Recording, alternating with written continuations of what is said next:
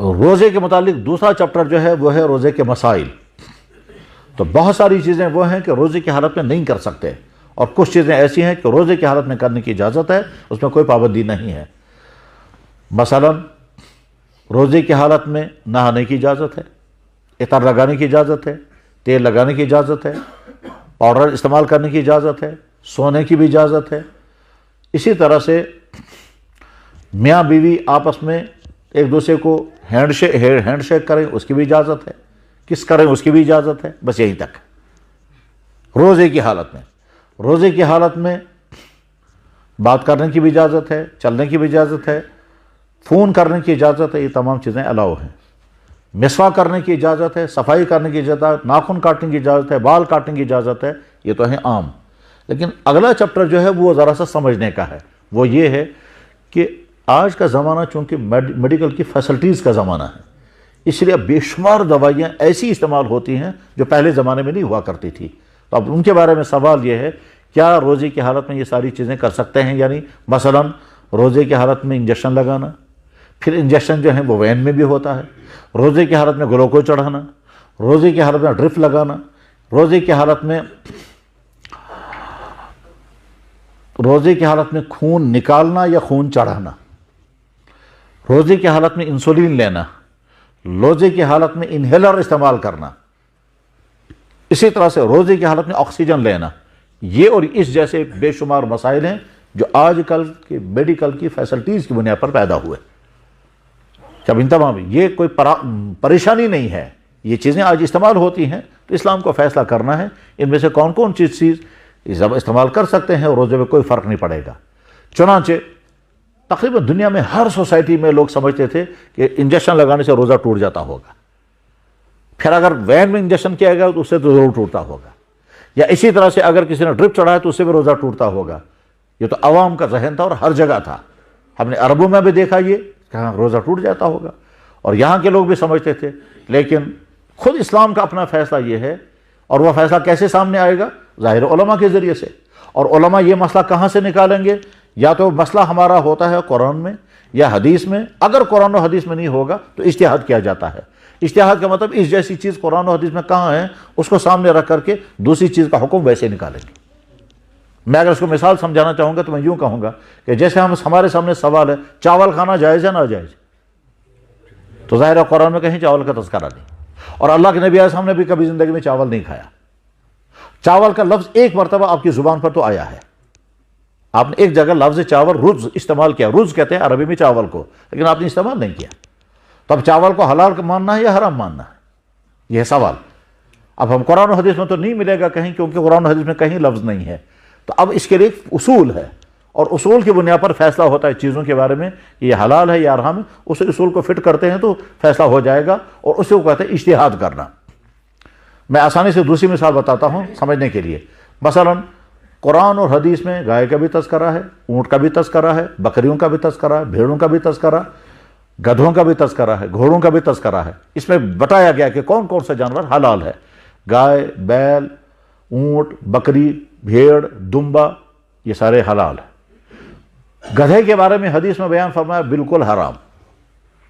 تو ٹھیک ہے، حدیث سے ثابت ہے گدھے کا گوشت حرام، حدیث سے ثابت ہے اونٹ، گائے اور بیل اور بھیڑ بکری کا گوشت حلال. اب ہمارے سامنے سوال پیدا ہوگا بھینس کا گوشت حلال ہے یا حرام ہے؟ اس کا تذکرہ قرآن حدیث میں کہیں نہیں ہے. عرب میں بھینس ہوتی بھی نہیں تھی، آج بھی شاید نہیں ہوتی ہوگی. اب سوال یہ کہ بھینس کو ہم حلال کیٹیگری میں لے جائیں گے یا حرام میں؟ تو اب اس کا اجتہاد ہوگا. اب یہ دیکھا جائے گا کہ جو حرام جانور ہیں بھینس اس کی فیملی میں جائے گی، یا جو حلال جانور ہے بھینس ان حلال جانوروں کی فیملی میں جائے گی. تو فیملیاں سامنے جب رکھی گئی تو پہلا سوال آیا، جانور کچھ ایسے ہوتے ہیں جن کا پاؤں گول ہوتا ہے، اور کچھ جانور ایسے ہوتے ہیں جن کا پاؤں کٹا ہوا ہوتا ہے، جیسے گائے، جیسے بکری، جیسے بھیڑ، جیسے جنگلی گائے، جیسے ہرن، سب کا پاؤں کٹا ہوا ہوگا. تو بھینس کا بھی یہی ہے. تو پتہ چلا کہ ایک چیز بھینس گائے والی اس میں اندر پائی گئی. اسی طرح سے گائے اور گدھا دونوں پیشاب کرنے کا خاص سسٹم ان کے پاس ہے. تو بھینس کا پیشاب جو ہے وہ گائے جیسا ہے یا گدھے جیسا ہے؟ گدھا حرام ہے. اگر بھینس کا پیشاب گدھے جیسا ہوگا یہ بھی اسی کیٹیگری میں چلا جائے گا. لیکن جب پتہ چلا تو بعد میں دیکھا کہ نہیں، یہ تو گائے یعنی بہت ساری چیزوں میں بھینس گائے کی فیملی میں آ گئی، اس لیے فیصلہ کر دیا گیا کہ جیسے گائے حلال ہے ویسے بھینس بھی حلال ہے، جیسے گائے کا دودھ حلال ہے ویسے بھینس کا دودھ بھی حلال ہے۔ اور آخری بات جو اس سلسلے میں ہے وہ یہ کہ پہلے یہ ڈیسائیڈ کرنا ہے کہ گائے اور گدھا ان دونوں کا مقصد کیا ہے۔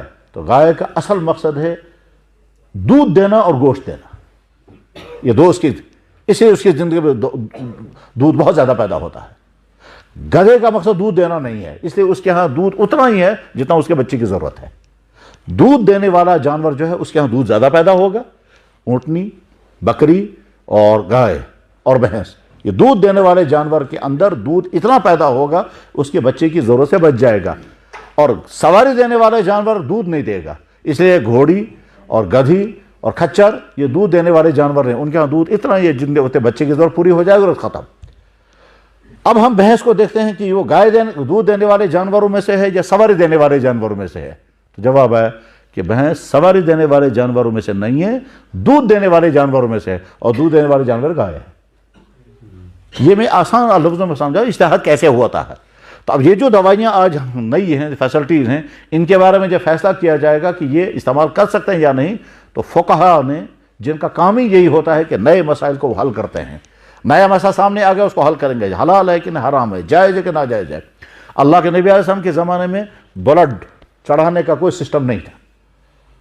اب آج کے میڈیکل میں بہت بڑی سہولت ہے یہ کہ ایک کا بلڈ دوسرے کو چڑھایا جاتا ہے، اور اس کے لیے جو تفصیلات ہیں وہ میڈیکل ڈاکٹر بتاتے ہیں، لیکن دوسرے کا خون چڑھا سکتے ہیں یا نہیں؟ تب ہم نے قرآن و حدیث سے دیکھا، قرآن نے کہا کہ قرآن میں یہ تو ہے کہ خون ناپاک ہے، قرآن میں یہ تو ہے کہ خون حرام ہے، اور یہ بھی ہے کہ خون بہت زیادہ فائدہ مند چیز ہے انسان کے لیے، تو فائدہ مند بھی ہے، ناپاک بھی ہے، حرام بھی ہے۔ اب ادھر سے چڑھایا جا رہا ہے تو ہم اس کے بارے میں کیا کہیں گے؟ حضور نبی علیہ السلام کے زمانے میں، صحابہ کے زمانے میں، محدثین کے زمانے میں، فقہاء کے زمانے میں نہ بلڈ ڈونیشن کا سسٹم تھا، نہ بلڈ چڑھانے کا مسئلہ تھا۔ آج اب غور کیا گیا، تو غور کرنے کے بعد فیصلہ کیا ہوا؟ انسان کی باڈی میں ایک چیز ہوتی ہے، وہ ہے دودھ، اور وہ فیمیل کی باڈی میں یہ دودھ لکوڈ ہے، یہ پیدا ہوتا ہے نکلتا ہے، پیدا ہوتا ہے نکلتا ہے، اس کا نکلنا جو ہے وہ اس آدمی کے لیے پریشانی نہیں ہے، اور یہ دودھ جو ہے وہ دوسرے کو پلایا بھی جاتا ہے، اپنے بچوں کو پلایا جاتا ہے، یہ ہے دودھ۔ خون بھی ایسا ہی ہے، خون لکوڈ ہے، پیدا ہوتا ہے نکلتا رہے گا، اور انسان کے لیے بہت مفید ہے۔ جیسے جیسے وہ لکوڈ دوسرے کو دے سکتے ہیں، اس طرح سے یہ لکوڈ بھی دوسرے کو دے سکتے ہیں۔ فیصلہ ہو گیا کہ بلڈ ڈونیشن جائز، یعنی اس کے لیے اصول کیا بنا گیا؟ دودھ۔ خود جناب رسول اکرم صلی اللہ علیہ وسلم نے دوسری عورت کا دودھ پیا ہے، تو ایک عورت اپنا دودھ جیسے اپنے بچے کو دے سکتی ہے، دوسرے کو بھی دے سکتی ہے، دودھ نکلتا رہے گا اور پیدا ہوتا رہے گا۔ خون بھی سیم ایسی طرح سے کہ خون نکلتا رہے گا، پیدا ہوتا رہے گا۔ خون بلڈ ڈونیشن والے جب ایک بوتل دودھ دیتے ہیں 24 گھنٹے یا 48 گھنٹے میں پھر واپس ہوتا دور آ جاتا ہے۔ غرض اس طرح سے اسلام کا فیصلے ہوتا ہے۔